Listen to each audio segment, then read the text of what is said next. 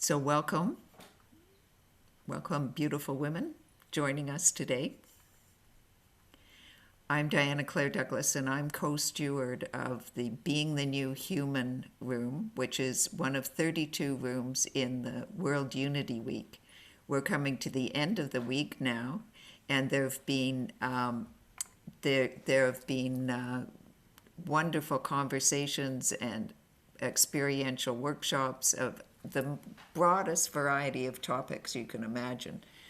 Fortunately, a lot of those have been recorded, so for those of you who have missed some, you are most welcome to check out World Unity Week Facebook page. It has a lot of the talks. Anyway, I'm here this morning as to have a conversation with Danielea Castell in the Being the New Human room. And I thought I would just share a little bit about the inspiration of this room. Well, I was of a certain age, baby boomer age, and I've worked and studied and thought and considered and imagined for decades that this future new human that was coming, so many people reported that we were coming. And this spring, I just felt, no, it's more than that. We can be the new human now. And in fact, lots of us are having either moments of that or have lived our lives that way. So this was an opportunity to share with everyone about being the new human, anybody who I could have a conversation with. So I'm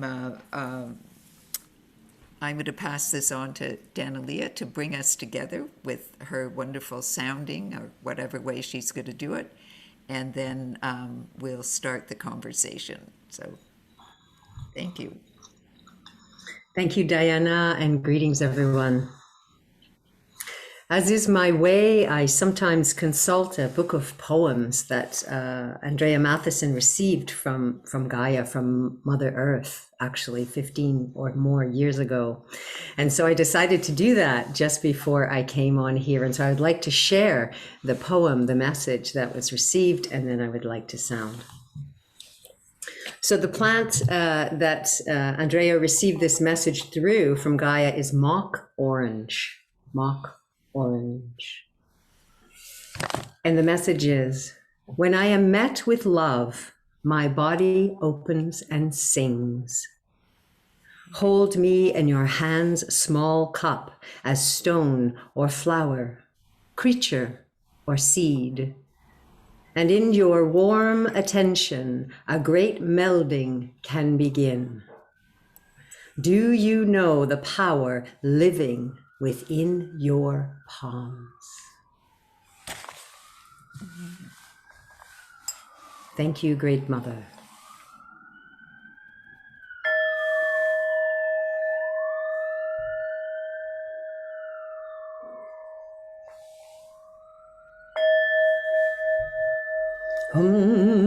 Batikaya mawe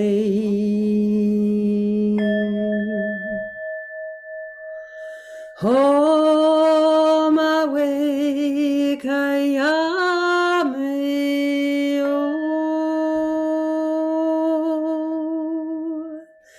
hi mawe kaya mai o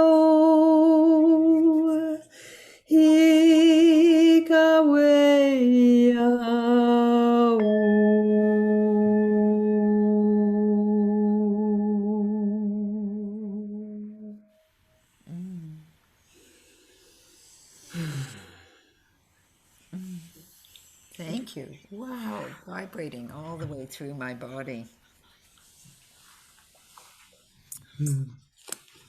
So I really welcome you, Danielea, to this conversation. And when I was given the information, the inspiration really to offer something in World Unity Week, and that was something called Being the New Human, I did what I do with that sort of thing. I scanned the landscape, inner and outer, and really wondered what connections I had and possibilities of people I wanted to talk with. And I really knew I wanted to be speaking with people who sparked my imagination and really stretched my ideas and thoughts and experiences, even of being a new human. So, Danielea and I first connected with our involvement with the Spirit of Canada Dialogue Project, where a small group of us are exploring different ways to have conversations beyond polarization. I have been intrigued and moved when listening to her, actually experiencing in my body, when she brings into our conscious awareness the beingness of water and of trees. And actually, I also felt an energetic light beam go between us during the experiential process called systemic constellation work that I was facilitating, where Danielea represented ethics. And ethics lit up as a whole new light being. And from that moment, I've thought, oh, I want to connect with her in a way beyond, whatever. And that's a conversation that you and I and the constellation work still has to explore, was this really new form of ethics. Felt like it showed itself in that moment, or those moments when we were anyway, that for me is partially why I invited you. I see you've got a little activity behind you. Do you need to? No, it's good. It's just my friend. I noticed my screens were a little strange. Thank Oh, you. okay. Okay. So, Danielea, if I can start with a question, and let's just see where we go. Please. The first thing I like to ask in these conversations is, well, how do you describe the new human?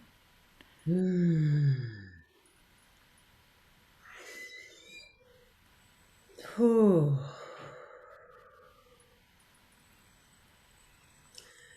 The new human is sovereign. The new human embodies their full connection with their own source, however they define that for themselves. The new human is guided from inside their own body, their own source connection, their own waters, and their own relationships, their personal relationships with nature. In my case, with water and trees. The new human is, I believe, living in service to a greater good, which automatically includes their own good, the good of the people they love, their human family, and their nature family with whom they cohabit wherever they live on the earth. The new human expresses and sings and offers their gifts freely, knowing that they are welcomed and they belong and have a place in the greater web. I think the new human lives in joy and is also able to feel and flow sadness and grief and anger as these natural human responses arise in us and our outside world changes.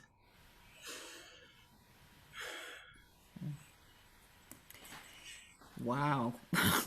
Just to say, woo, what a description. Thank you. Wow. Okay. Beautiful. Really beautiful. Thank you. So, you've described to me in a conversation, when we've had a conversation, that you had a conversation with the universe where you were told you were an InterBeing ambassador. and you accepted the role. You not only listened, but you accepted the role. So, what changes have you noticed happening in your life that point to being a new human? This beautiful description you gave us. I think that message that you had, that you are an InterBeing ambassador, was one of those trigger points in your life that started you.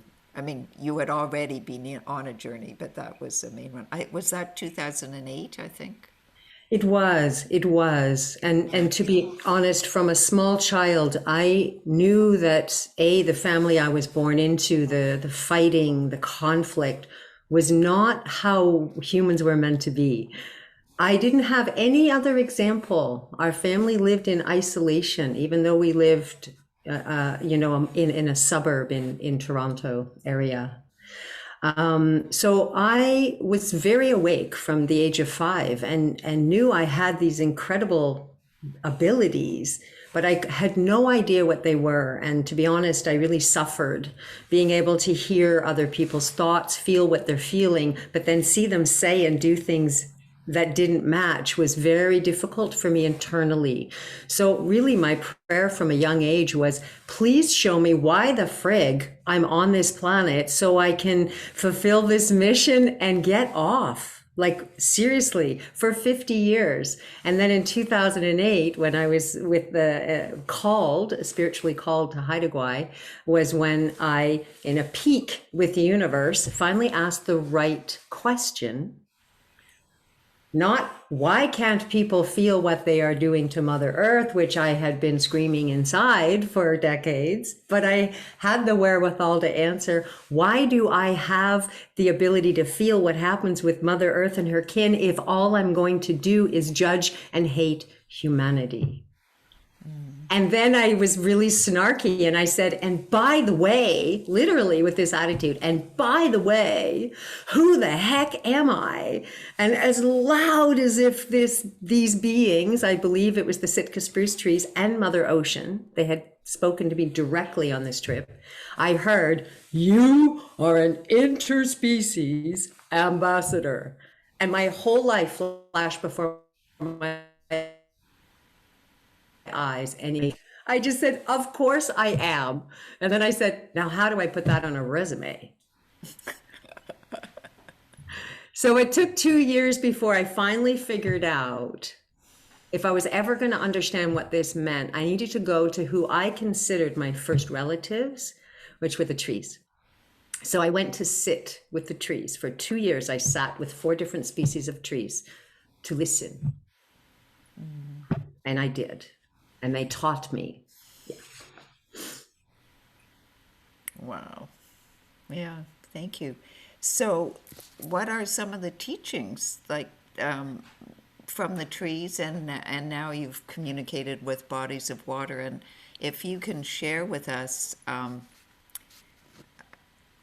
some of the teachings for you, like the core, the essence of the teachings, because it's so profound what you've been doing, how you've been living your life. Yeah. Thank you. And I really hold my hands up to my nature elders and relatives who are here with me. And after so long, some of them are just in me. So I just really acknowledge to each and every one of you that you're here, and we, whatever I'm sharing, we have discovered together. So I also want to just say as a waiver is that the clarity that I have now is because I've come through the arc of apprenticeship and now understand why I've been trained in this way and the role that I'm meant to play now. But at the time, please understand, I had no idea why I was being called in this way. I only knew that when the trees and the water called, it became the focus of my life. So I responded to the call. So the trees taught me how to sit still, slow down, and listen with my heart. And I was guided to sit with the elder trees.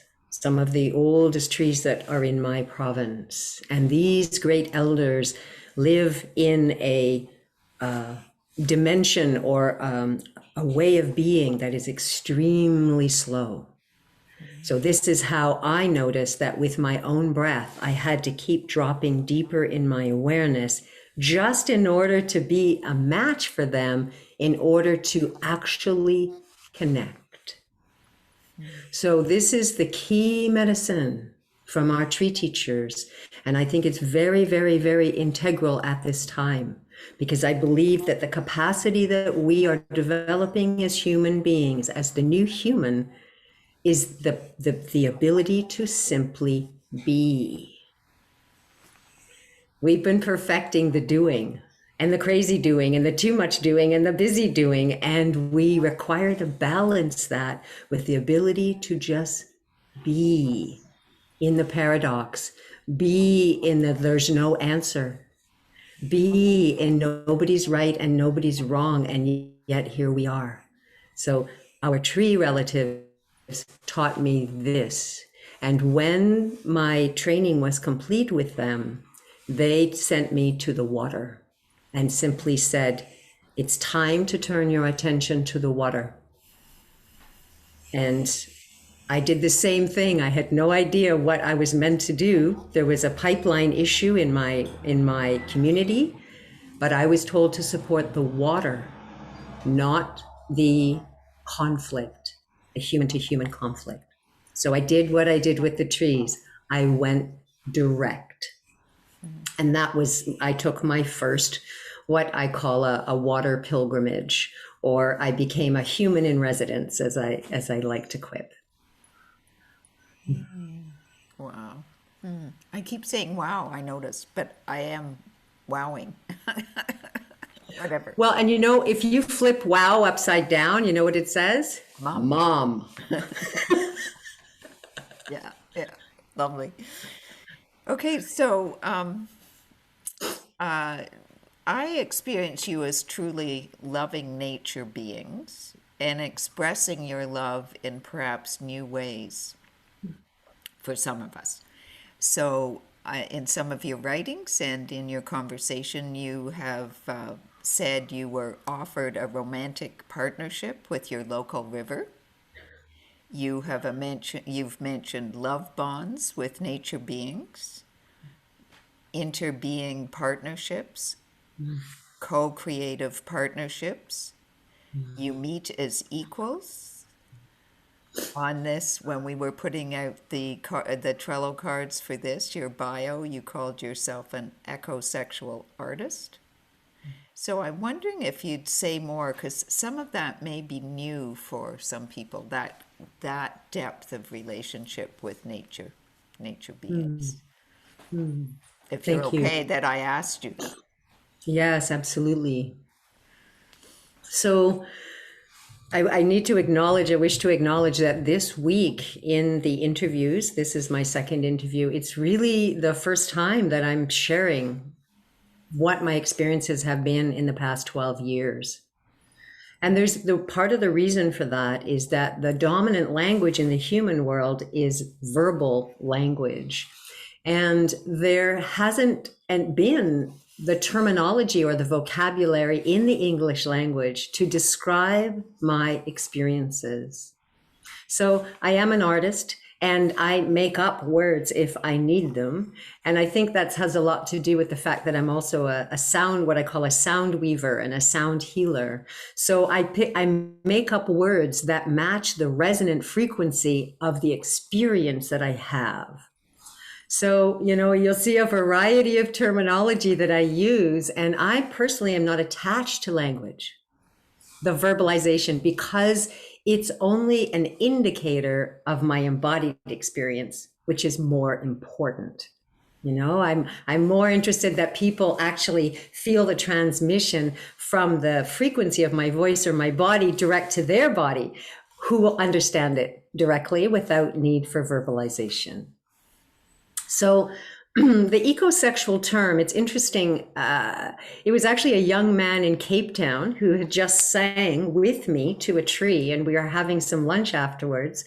And I said, geez, I wish I could figure out what to call myself. And he just turns to me, this 20 something beautiful young man, and he says, you're an ecosexual. And I said, I think I am. What is that? And he goes, Google it. So I Googled it. And at that point, this was 2019, it simply said, a human being who has romantic and or sexual relationships with nature. And I was like, wow, that kind of fits me. And so since then, even recently, I Googled it, and there's a lot of like metaphorical, oh, a human wanting a human relationship with a green oriented person. And I'm like, oh, okay, that's not it. And then someone said, you can fill in Wikipedia yourself if you want and define what it is for you. So even as of yesterday, I was going, maybe I'm an eco-human. I don't know, because, this sexual term is a buzzword. So essentially, this is what I understand about myself. And I believe there's more humans like me on the earth. I am wired into Mother Earth and her kin. It's my biological wiring. I have a blood mother. I'm born into a human body. But to be honest with you, I don't have the synapse connections for human mother. I didn't choose to have children. I didn't desire to have children. I didn't desire to create a human family per se. I just don't have it. What I have in spades is a full-on love commitment, life commitment to my Mother Earth. Like I came here to assist her and her kin. In this case, water and trees, and soon mountains and rock, are my primary relatives. So they're my friends, my teachers. In one case with Ishtako, my river, my lover, and like husband, my river husband. And in other cases, the relationships are colleagues. We're a team. We're a consulting team. So this is the basic distinction, and I believe that a person wired into Mother Earth. So the lessons that I've learned from my nature elders, I'm bringing into the human world, and now I can have human relations. And then we've got our human beings who come in wired for human family, and they're making their way to the place where nature is also becoming family to them. So I'm very much backwards in all aspects, but I understand that we arrive to the same place. And this comes back to the new human piece, which is we live in service, and we understand that serving our nature relatives serves us. Serving our human family serves our nature relatives serves us, right? So here's this swirling interconnection. So that's the ecosexual or eco-human aspect. When I talk about interbeing, and there's a word interspecies. So this interspecies specifically for me refers to animals. And that's a whole other separate, another category of communication.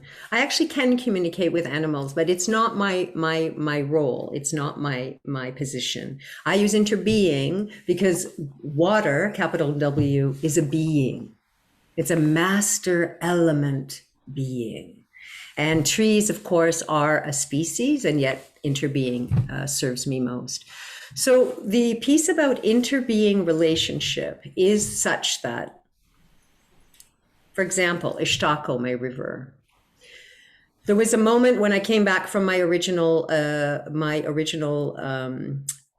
water pilgrimage, when it was clear, after I'd sat and sang and listened with a number of bodies of water, received a beautiful healing melody, I came back and even to myself went, okay, I guess my path now is wedded with water.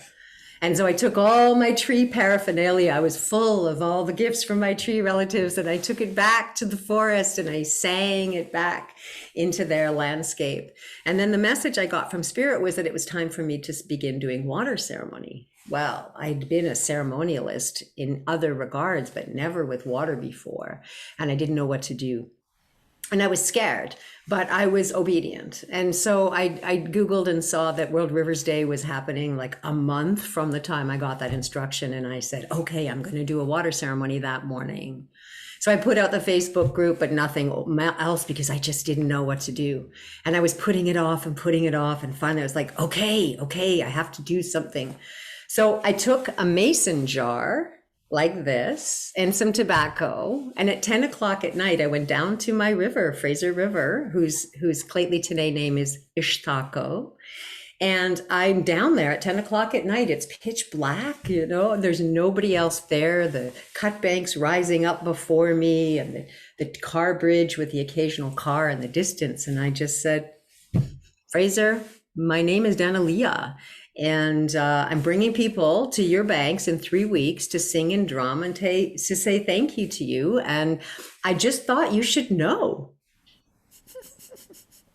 And I tell you, from one moment to the next, I'm standing there by myself in this not so safe area at the river. And then the next moment, I am surrounded by the presence of this beautiful being. And I was no longer alone in this quest, in this task.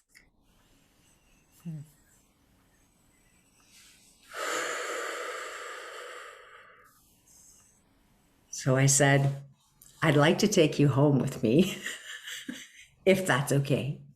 And I waited, and I felt agreement. And so I offered a pinch of tobacco. And then I filled a mason jar of water and I took him home with me. And I put him on my altar, which at the time I was living in a bachelor apartment. So my bed and the altar was just, a couple of feet away.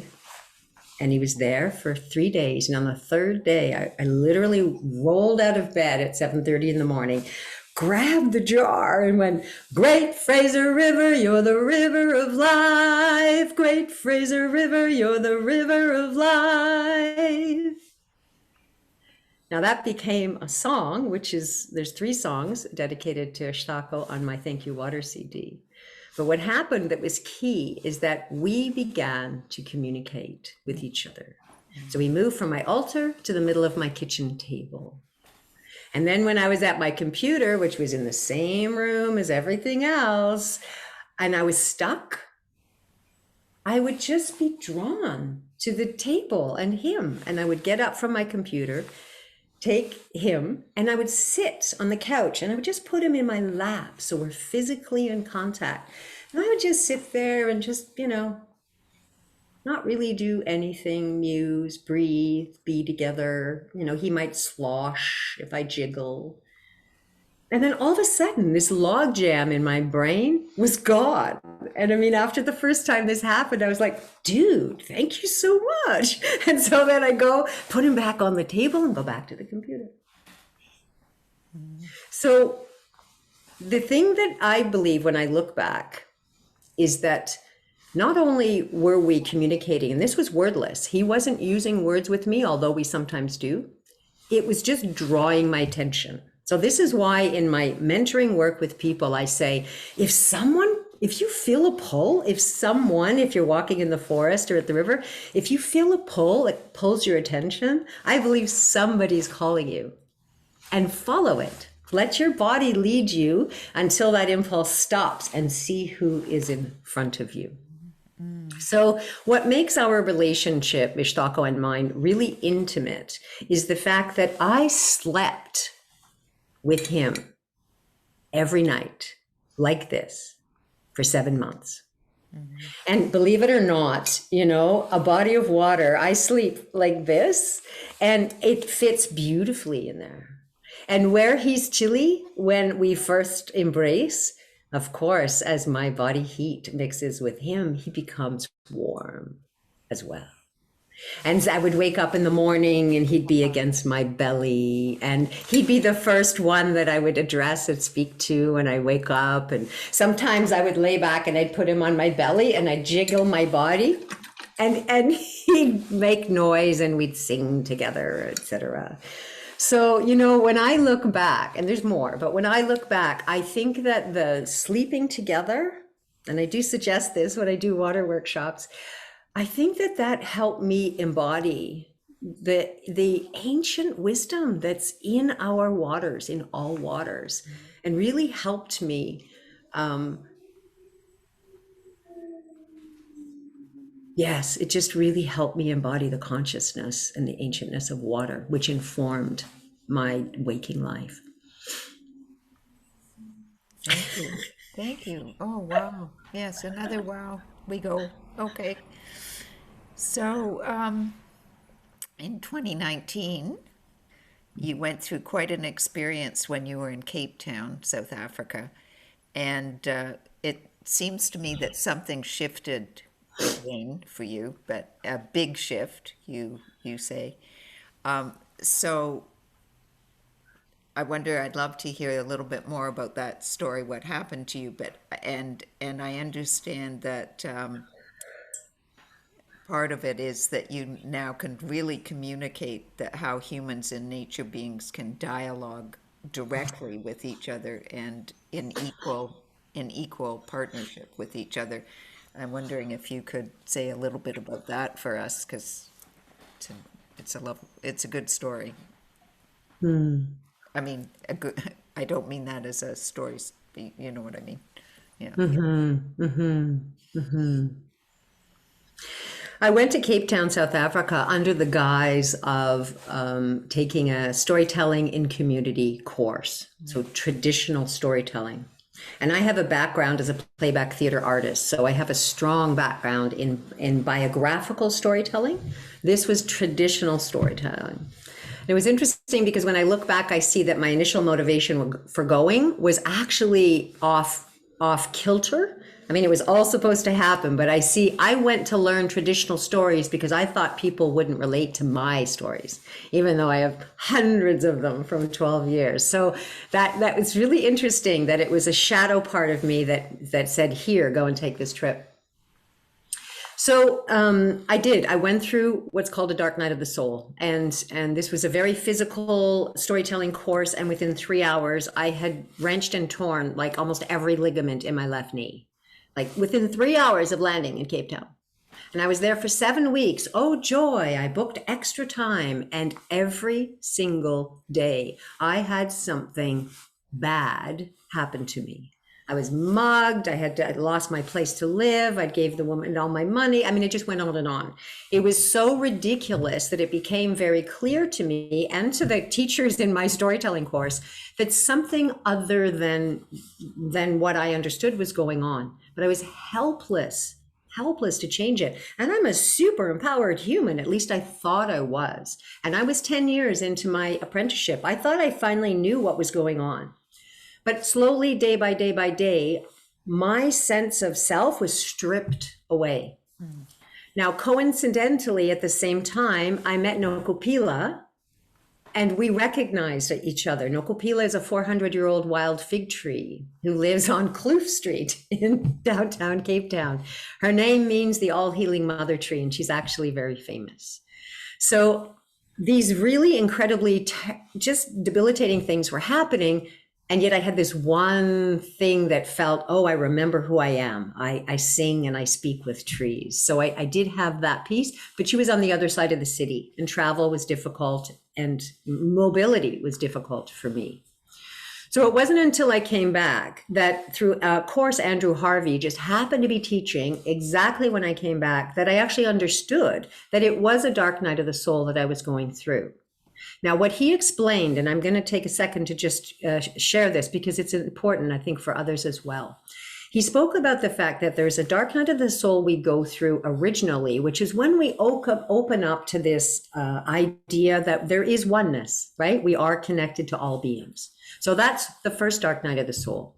He says, if we're lucky, and I'm like, yeah, while he's talking and the tears are pouring down my face because there's finally language and understanding for what this 7 weeks that I went through. He says, if you're lucky, you get to go through a second dark night of the soul because there's an aspect of our ego that still needs to be shattered.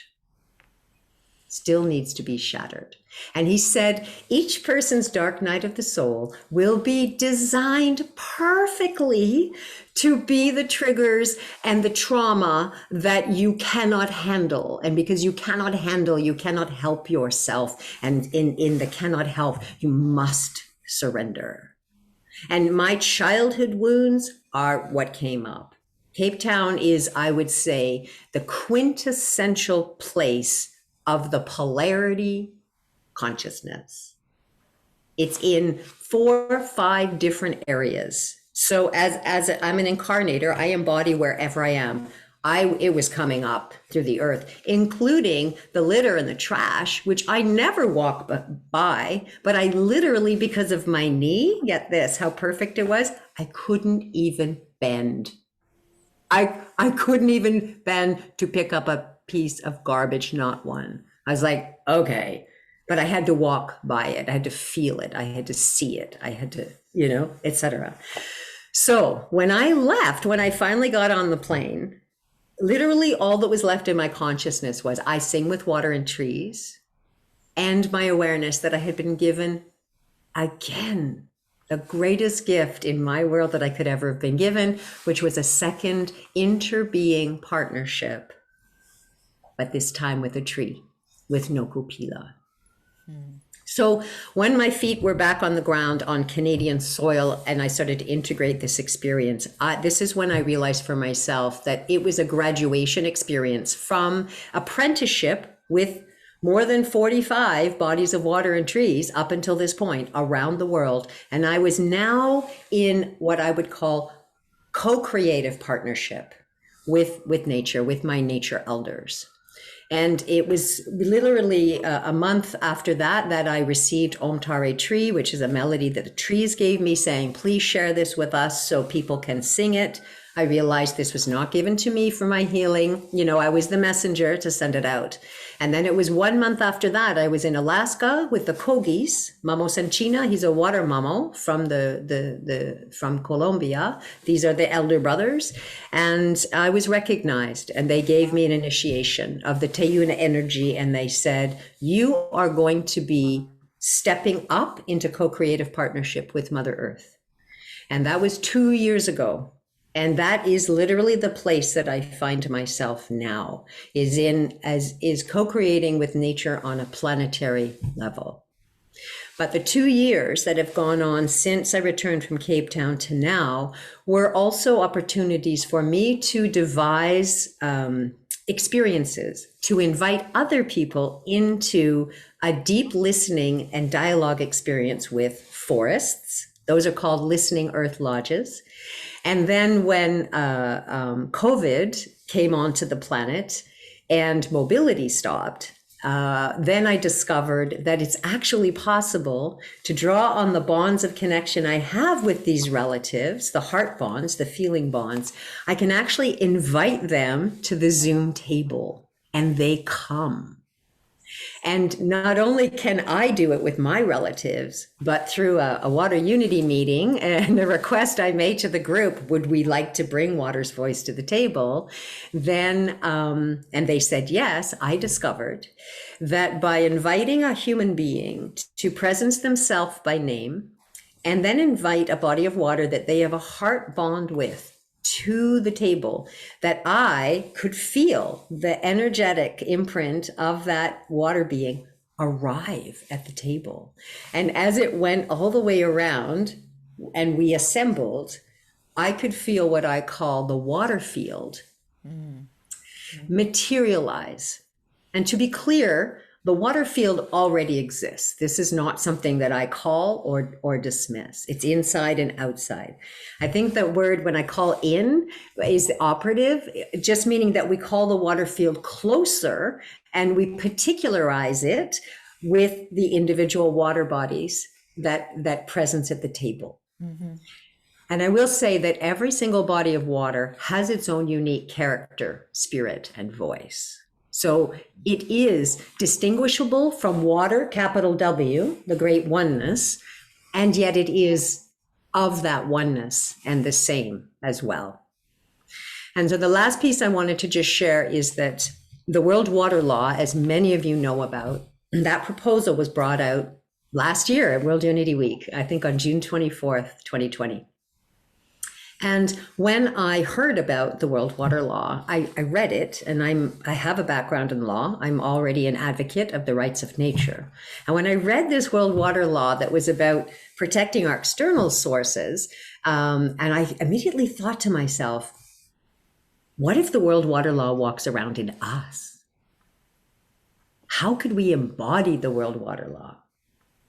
If we did, we wouldn't even need a law to compel us to behave, because we'd be living from the wisdom of the waters inside. And so I devised an experience called an Eco Lab, and it's called I Am a Water Body.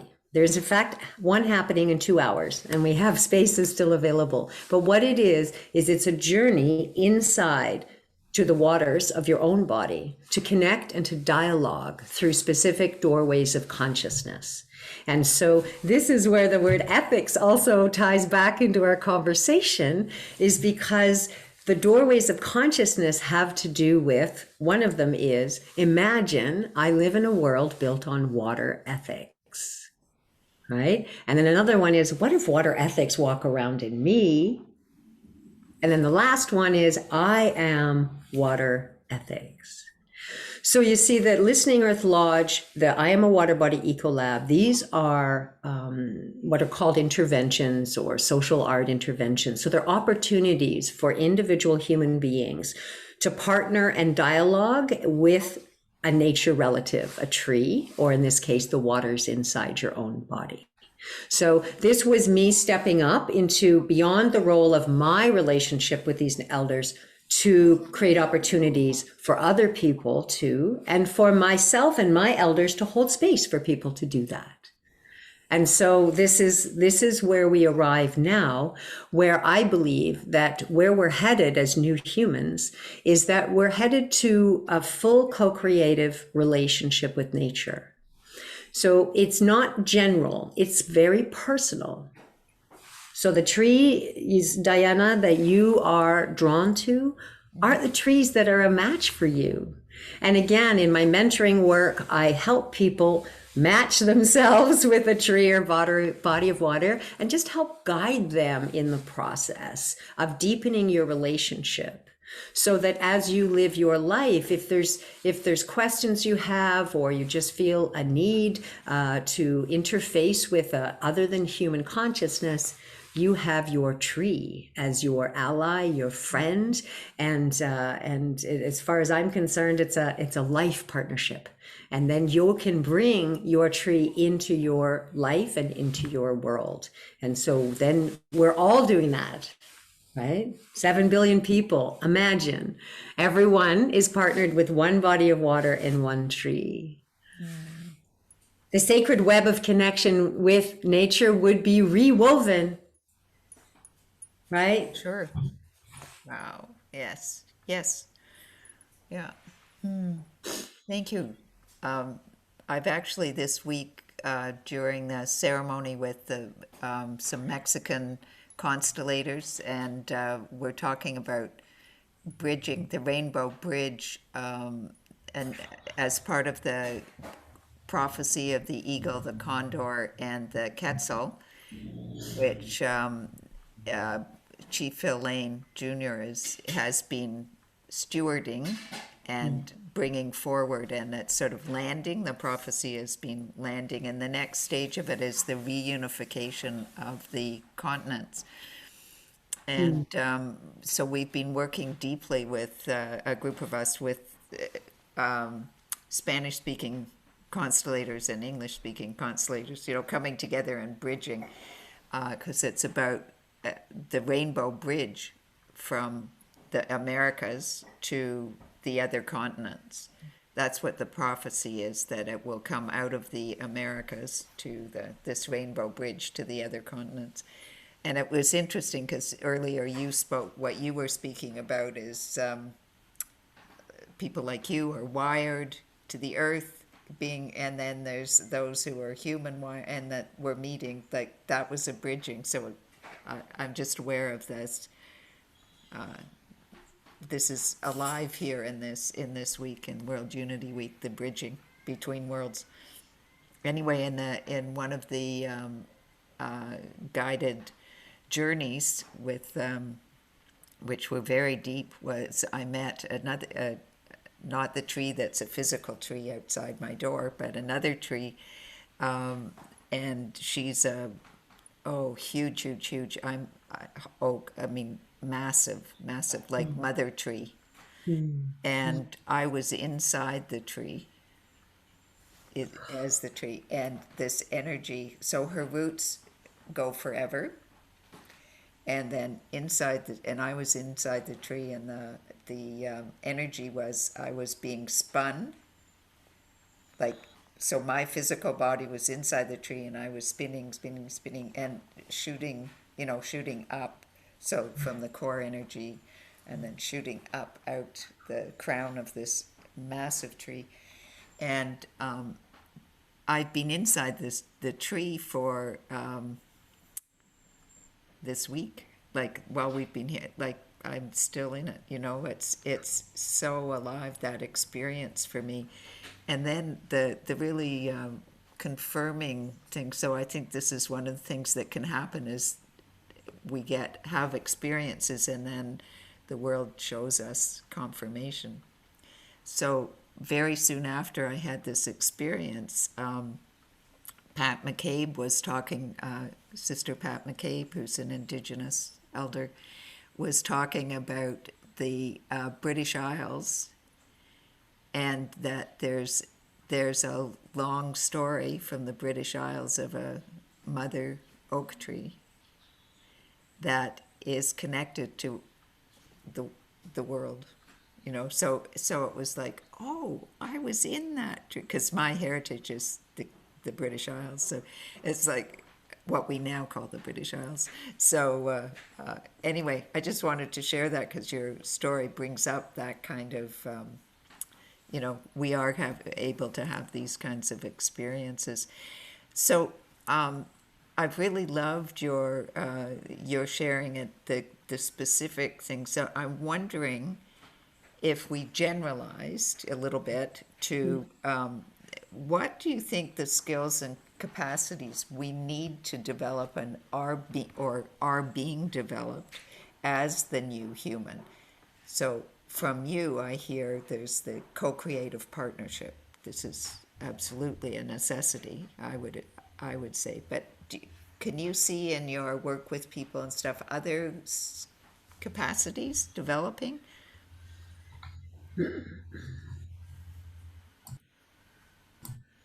Yes, yes. The one that's developing, and I also will acknowledge the one that I perceive is the most challenging, is the capacity to deep listen, which is preceded by the willingness to cultivate pure presence and beingness. So I spoke of this at the very beginning. This is the primary challenge and the primary returning quality, I believe, of the new human, is the ability to be in full acceptance and full awareness of what is. What is. I'm reminded of Oracle Girl, Dr. Jacqueline Fay Hobbs, one of the phrases that's really served me best at this time, which is neither accept nor reject. Now, it seems like that might contradict what I'm saying, but essentially it's allowing what is us to learn how to just be present with what is. And that is always cultivated by breath. Meaning, if I see something on the computer or I hear something, my default mechanism now is I inhale.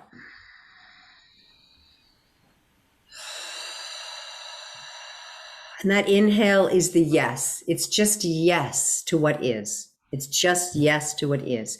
And the exhale means that I inhale, I feel it's there, and it flows back out. So this capacity to us to be responsive, feeling, discerning, and loving at the same time This is the capacity. I think that this is even can be an interdimensionality, right? That I'm my young self, my elder self, I am my learning student, I am the wise sage, I am my tree, I am so the being. This is what is returning. The ability to breathe and feel and just be with what is. It's the hardest one, but it is the one that we can learn from our tree relatives very, very easily. Okay, so that's one.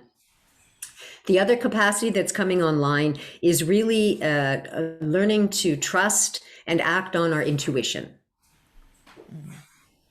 We all have small voices that whisper to us. We all ignore them. And then 2 hours later go, darn, I got a message about that and I didn't follow it.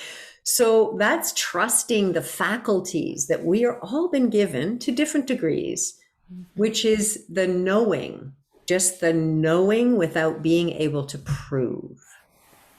So again, you can see the shift that requires from science and empirical evidence and provable, repeatable results versus me, which I've been doing this my whole life. I get one snapshot for an experience, and that's all I have. And I go to work and make it happen. So trusting our intuition, acting on it. So hearing it, trusting it, and acting on it. And of course, the hearing it is increased by our ability to be quiet and sit and just be. Okay, so that's the second one. The third capacity that is coming online is this again is an embodied consciousness that knows, I know I have my place, I belong, and I am here to serve my and all life. And what the new human, what that lets go of is this drive that even I've had to be recognized, to be acknowledged, to be validated by someone outside. And you can imagine my path has been 60 years long, and there has been almost no human validation, but great validation from my nature elders, which obviously kept me going. But it's this drive that we have to be noticed and recognized. It just naturally falls away when we're living our purpose. We know what our gift is, and we know that the right time for it to be invited in will arrive. So I would say that capacity or quality is trust. It's trust. Trust myself. I trust my nature elders. I trust spirit, source, and I trust that the right time for my offerings is arriving. It is arriving at all time. And in the meanwhile, what am I doing? I'm cultivating beingness, and I'm tracking what are my greatest loves and what are my gifts. Because those two things are fundamentally the questions that help me define my mission for myself. What do I love, always have, always will, never changes, and what is my unique gift? And we do know them in the heart of our hearts. We know what they are. We just don't trust them. So again, I come back to trust. So those three things, right? The beingness and deep listening, and the intuition or trusting and acting on our voices, and then and the trust piece, that there is a place for us and we belong. Beautiful. Thank you. Now, I've asked a question several times in the conversations over the week with others, which sort of has a hold of me, I would say. One of those ones. So, I spoke earlier that I've been listening to and exploring, so listening to teachers like Barbara Marx Hubbard and various elders who've been envisioning this time as the birthing of a new species, a new human species. And so my question is being, especially as the week continues the conversation, whether we're actually birthing a new species. So she used to talk about it, that this birth would be a significant jump as Neanderthal to Homo sapiens, okay? So that's the kind of species shift. Whether we're actually shifting, or is it at the moment that we're still transforming the consciousness, expanding our consciousness, but we're essentially, you know, Homo sapiens sapiens, but with a much more expanded consciousness and open to serving and compassion and certain qualities that people mention that when we talk about the new human. So I'm curious where you are on that. Do you feel like there's actually a birthing a whole new species? I do. Okay. Can you say more? Absolutely. This experience that I live, this experience of co-creative partnership with my nature relatives, is really another paradigm. It's absolutely impossible, in my opinion, to go from the other paradigm, which is still attempting to assert itself in our outside world, one that is dominated by, top-down leadership, consumerism, humans at the top of the chain of reality. It's impossible to go from one to the other, to where I am now. It requires a paradigm shift that is only possible when the individual is willing. And as we've seen, there are a great number of individuals and organizations and corporations who aren't willing, who are just as committed to their pathway as we are to creating a new one. And I respect that. I respect that commitment. So yes, it's a new human. And I think that although I'm not bringing in a new human myself, that we've seen the indications already from the young children who are arriving on our planet. They're already hooked up. A 5-year-old will tell you exactly what the highest value is, right? Intuitively, instinctively, from their own being. So I think that they're coming in, behind us or ahead of us, as it will. And I think that, to be honest with you, there are going to be a great deal of humans who are going to continue in the old paradigm until the end of their lives, and they will never desire or make the leap to wake up into any other way of being. They don't even potentially see it. Like they talk about the story when Columbus arrived with the ships, and the indigenous people probably didn't even see it because it's not even the same paradigm. I think that that's likely the case with our planet. And so we have a paradigm that is dissolving, and we have a paradigm that's rising. And those realities are coexistent at this moment. So I'm very clear. Now, I can't honestly say to you, I can relate to the old paradigm because I came in hooked up already to this, with Mother Earth. But I will say that I also came in with what Oracle Girl talks about as a slave self. I also came in with a slave self that I inherited from my mother, and then have spent a lifetime, trying to reconcile the part of me that wanted to belong to that other world and yet didn't relate to their values. So, I have carried both consciousnesses since I was 5 years old. So yes, it is a new human, and I am familiar a little bit with Barbara Marx Hubbard's talks around this topic. And as I'm now living in this more co-creative realm, day upon day upon day, I am feeling how different I am.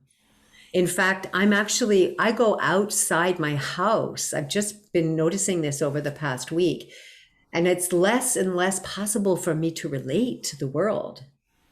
And I'm not sure, I'm hoping it's not permanent, but then in a way, maybe it is an effect of actually embodying in these 3 trillion cells inside a beingness of lived experience of this fluid consciousness of oneness. We talk about it, but I believe that I'm actually embodying it. And so, you know, we could check back, check back with me in 6 months, but unequivocally, yes, it's a new human. And can anyone make this leap from one paradigm to the other? Absolutely.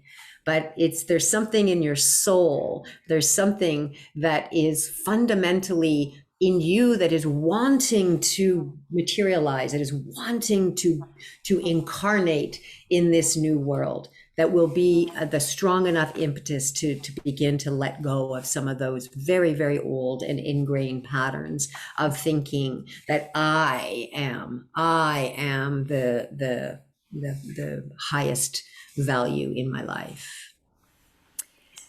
So just before we close, I feel inspired to ask you whether either one of your tree partners or water your co-creative partnership, whether either one of them has a message for us today, right now, if that's possible to bring a message to this conversation of being the new human.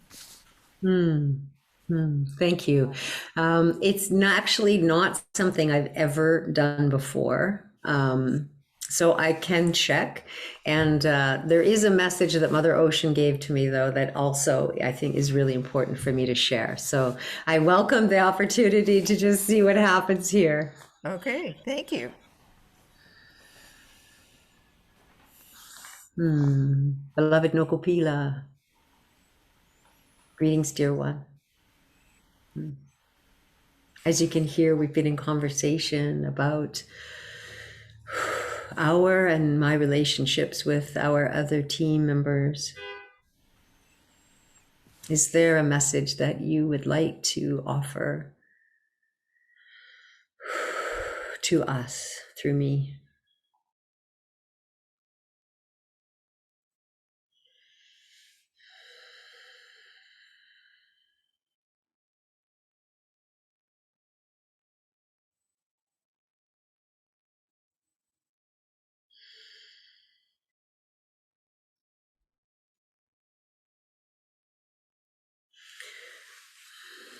She showed me when we first met, I put my forehead against her, and it's the way she doesn't speak in language. We speak, it's even beyond what I would say body sensation.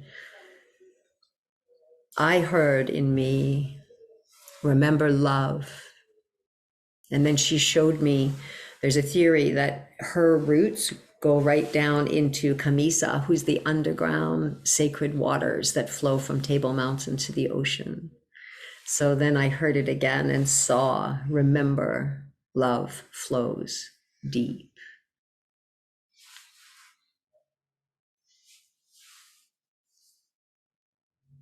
And she's still transmitting.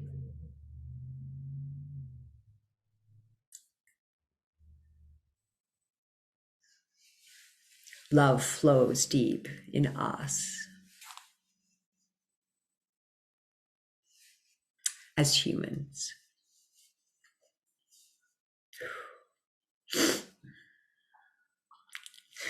Thank you, dear one.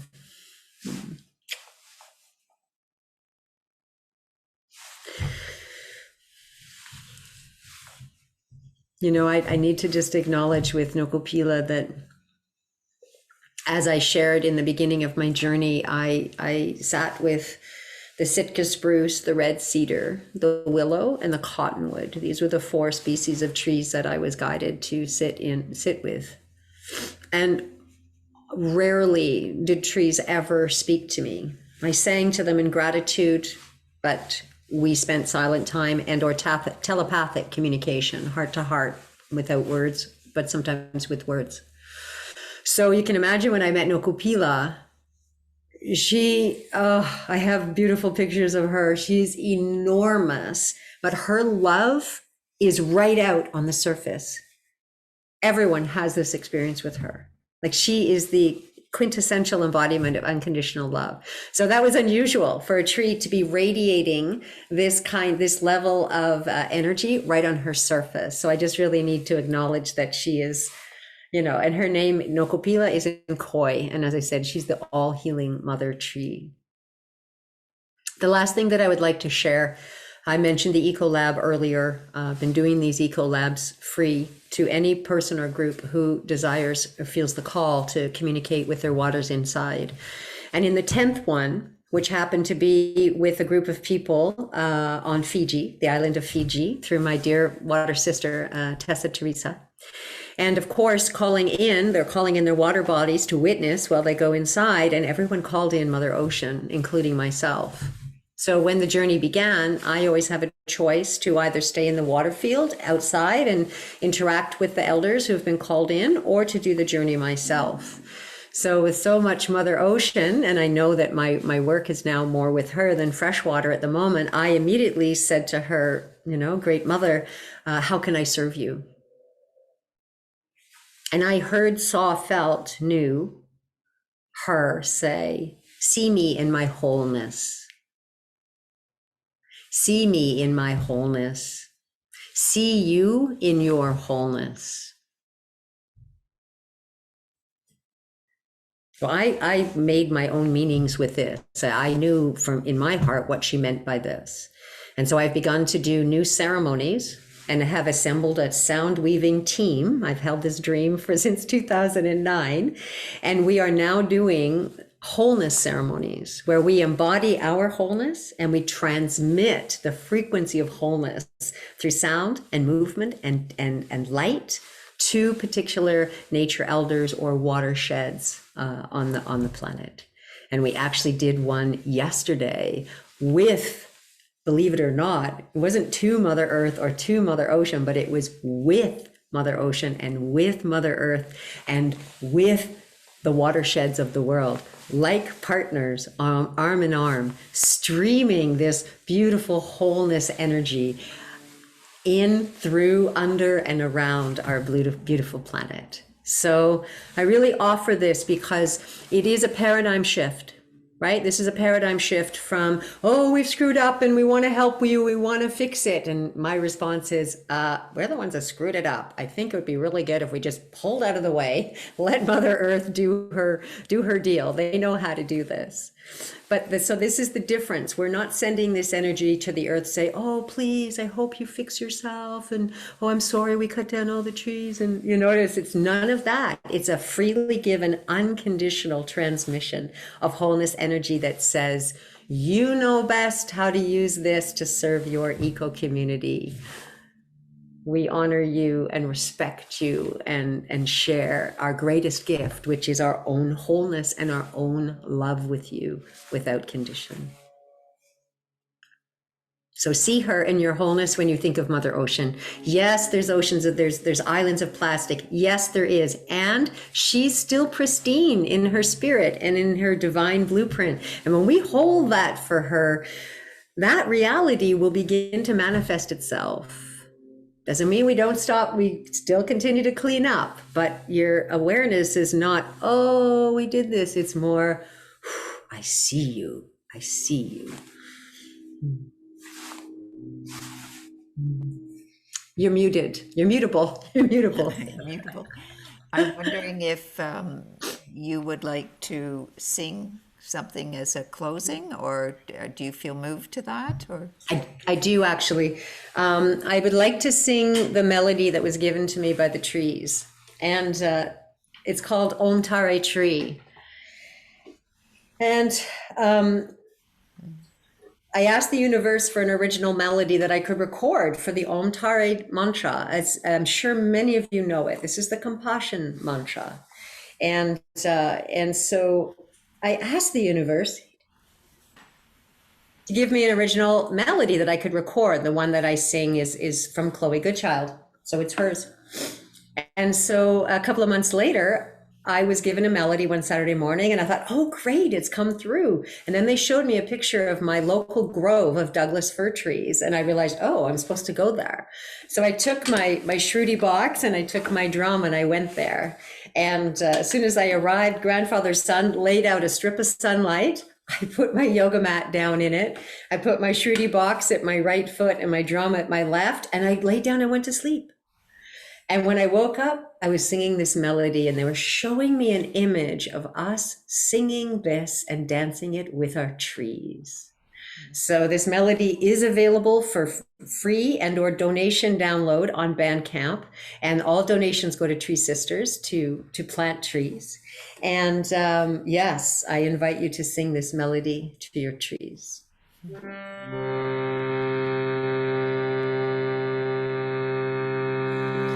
Om Tare Tu Tare Tu Re Soha.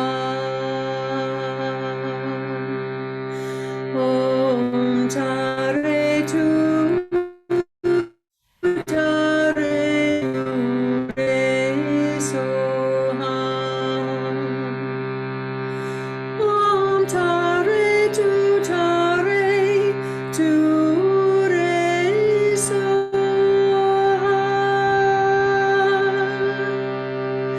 Om Tare Tu Tare Tu Re Soha.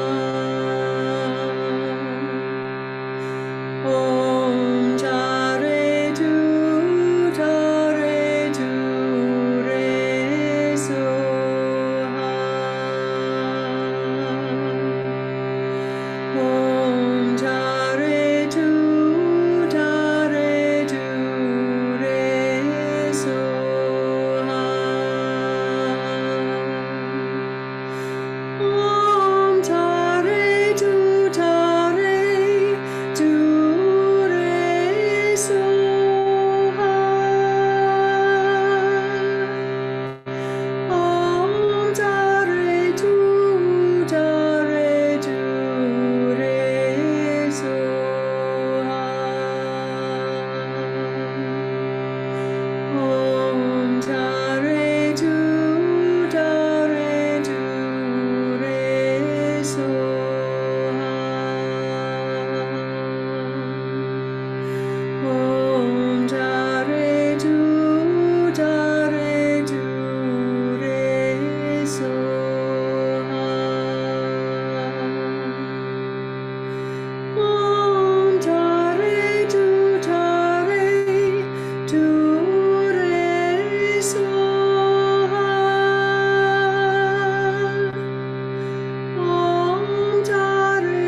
Tu Tare Tu Re Soha.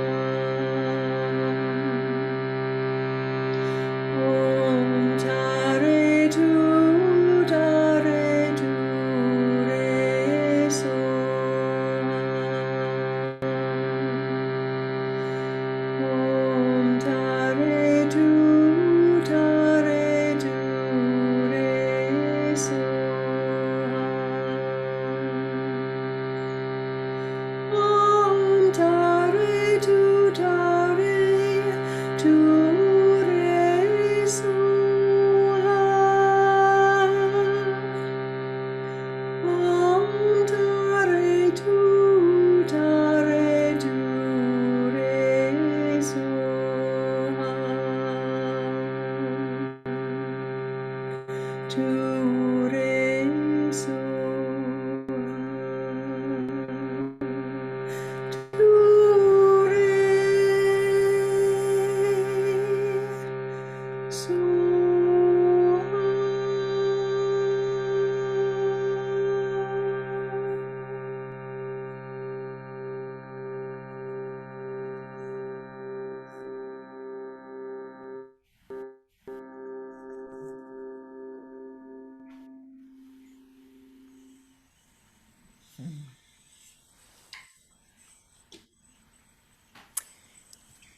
Maybe you could unpin us, Pamela, and we can have the group say something to Daniela before we end.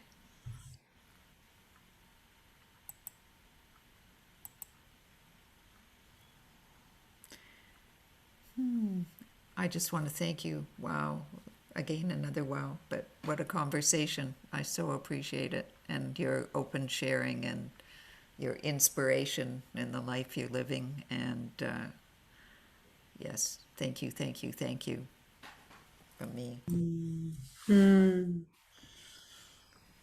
So, Thank you, Diana. I couldn't have wished for anyone else to have this initial interview with, the interview of my life. So thank you so much. Pamela, do you want to share? Yes, thank you.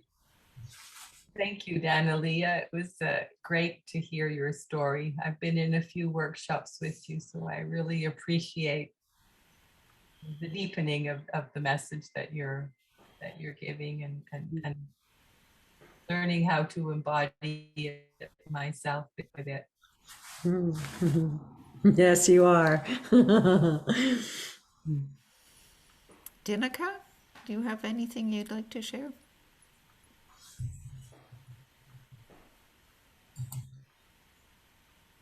Thank you very much. I recognize a lot of what you're saying, and I've never had the courage to share it. So I also understand, I think, a little bit about what you're communicating in that sense. Thank you very much. And Dale, you're muted. Can you unmute? Oops, now we...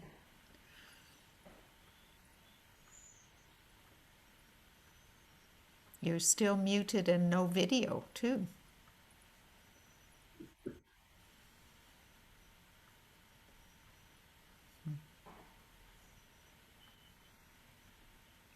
Okay. Now are we all right? Now you're all right. You moved me to tears. Tears of recognizing things I've been longing for all my life and thought I was perhaps crazy. There was an old song in Britain from the Goons called "I Talk to the Trees, That's Why They Put Me Away," which to me has a very fascinating message of another paradigm. I will go to my tree, I have two, today and visit each. One is in a park where lots of people walk, and I will not be shy to hug her, to put my third eye to her and drink her in and give her love back. Thank you so, so much.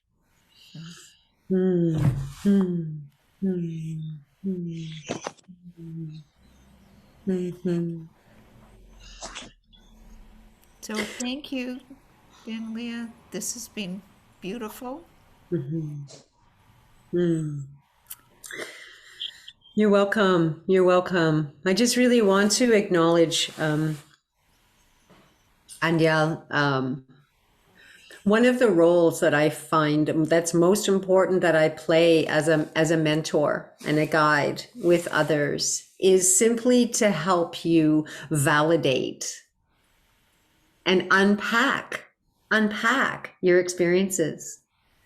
People will often, when they're mentoring with me, we meet over several weeks, and in between they go to have encounters and dialogues with their tree or water relatives. And sometimes I'll say, so, and they'll report to me the first thing in the session. I'll say, so, tell me about what happened. And they go, nothing. And I say, I know it's not true. They go, and I go, tell me about the nothing. And it's like, well, I rode my bike up, and then, I didn't really feel like I should come really close today. And so I left my bike over here, and then I kind of just sat with the tree. And anyway, so as they explain it, I help them understand, that this impulse not to go and hug the tree that day, this impulse that they to stay outside, that all those choices that they made, that they moved over and thought didn't mean anything, actually mean something. It means that they were were responding to the energy field of the tree that day.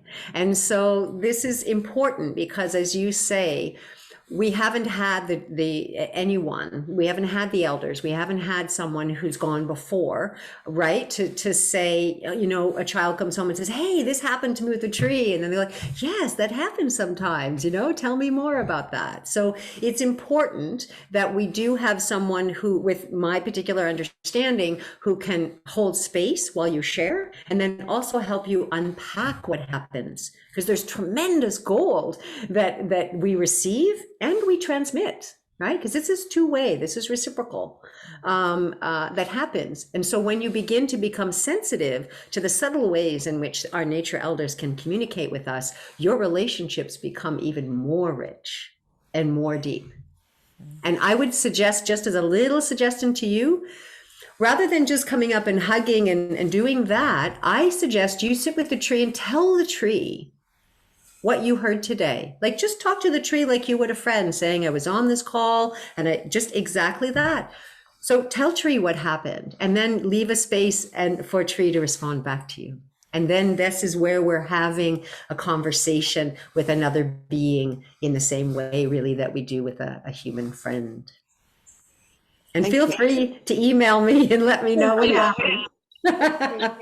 Okay, bye. I need to close the room. So thank you. Thank you. Blessings to everybody. Love and blessings. Love flows deep in us, in all of us. Thank you. Bye for now. Stop the recording.